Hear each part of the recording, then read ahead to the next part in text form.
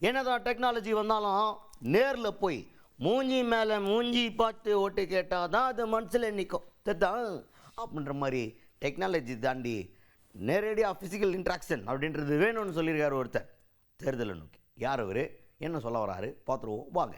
தமிழ்நாடு முதல்வர் மு.க. ஸ்டாலின் அவர் தான் தொண்டர்களுக்காக ஒரு புக்கு ஒன்று கொடுத்துருக்கிறார். வாத்தியாராகவே மாற்றார்.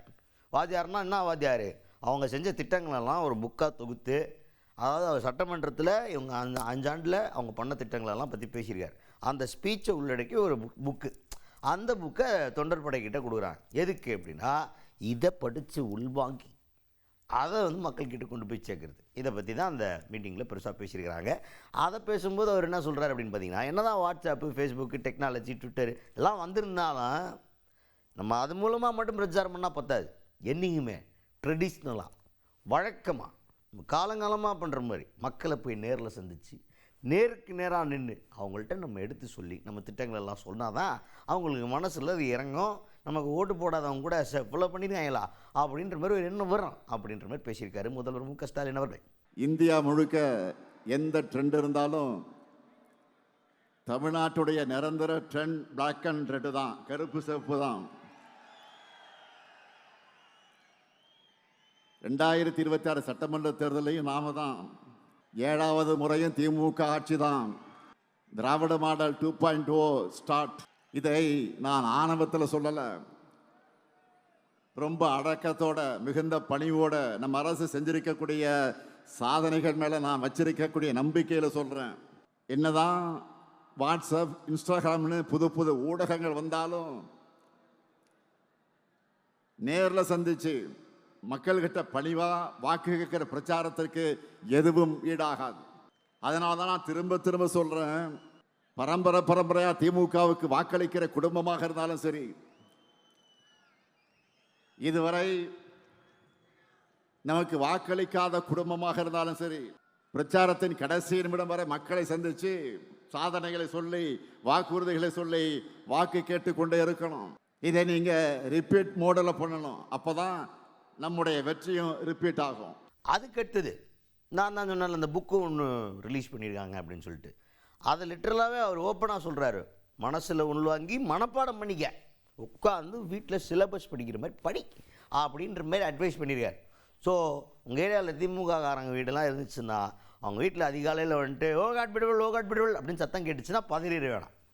செஞ்சுட்டு இருந்த 5 ஆண்டு திட்டத்தை மனப்பாடம் பண்ணிக்கிட்டு இருக்காங்க. நாளைக்கு உங்கள் வீட்டுக்கு வருவாங்க, அது வரைக்கும் அமைதியாக இருக்கு. அது பதறிட வேணாம், மனப்பாடம் பண்ண சொல்லியிருக்காருன்னு சொன்னோன்னா ரொம்ப பயங்கர எந்துவம் மாறிடுவாங்க திமுக தொண்டர்கள். பார்த்து ஜாக்கிரதையாக இருக்கணும்.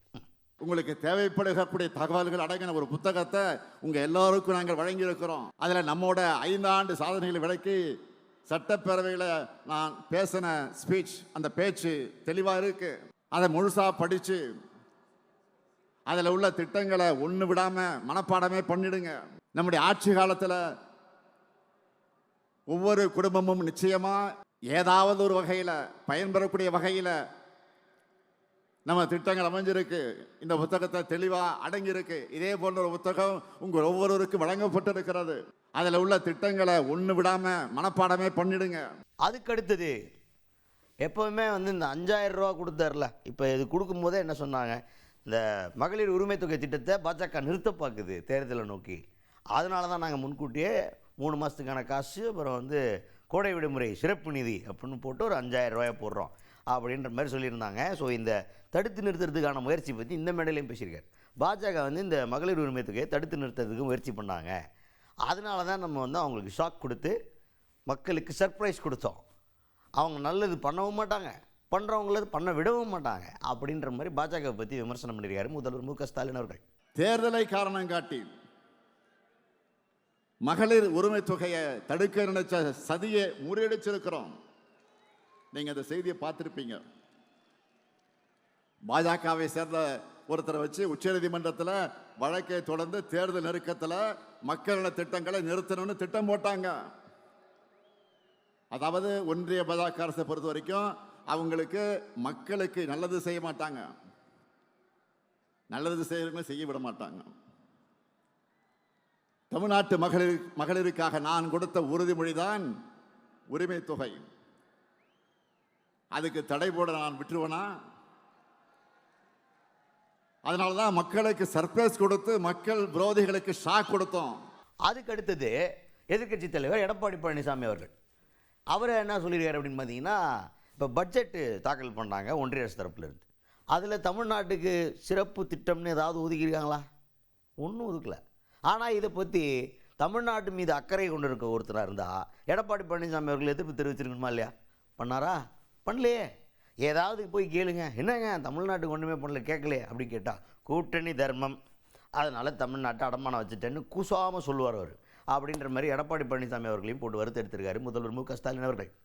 ஒன்றிய அரசுடைய பட்ஜெட் வெளியிட்டாங்களே, அதில் தமிழ்நாட்டுக்குன்னு ஏதாவது சிறப்பு திட்டங்களை அறிவிச்சாங்களா? இதை தட்டி கேட்கிற துணிச்சலோ தைரியமோ பழனிசாமி அவர்களுக்கு இருக்கா? அவரை பொறுத்த வரைக்கும் போடு தோப்புக்காரன்னு சொன்னா ஸ்டாப் சொல்ற வரைக்கும் நான் ஸ்டாப்பா பெல்ட் அடிப்பார். எல்லா துரோகத்தையும் பண்ணிட்டு கூட்டணி தர்மத்துக்காகத்தான் தமிழ்நாடு உரிமைகளை அடகு வச்சேன்னு கொஞ்சம் கூட கூச்சமே இல்லாமல் சொல்லுவார். இதையெல்லாம் நல்லா உணர்ந்துதான் அவருடைய தலைமையை அவருடைய கூட்டணியினரை ஏற்றுக்கல. எல்லாரும் ஒரிஜினல் ஓனரா பாஜக கிட்ட நேரடியாக சரண்டர் ஆகிறாங்க. எனவே அதிமுக என்பது பாஜக டிராவல் பண்றதுக்கு யூஸ் பண்ணிக்கிற ஒரு கிளை அமைப்பு என்பதை மக்கள் கிட்ட அம்பலப்படுத்தணும். தமிழ்நாடு என்ற பெயரையே மாத்திரன்னு துடிக்கிறவங்க தமிழ்நாட்டுக்குள்ள வந்தா அவங்களுடைய சதி திட்டங்கள் எப்படிப்பட்டதா இருக்கும்னு மக்களுக்கு நீங்கள் புரிய வைக்கணும்.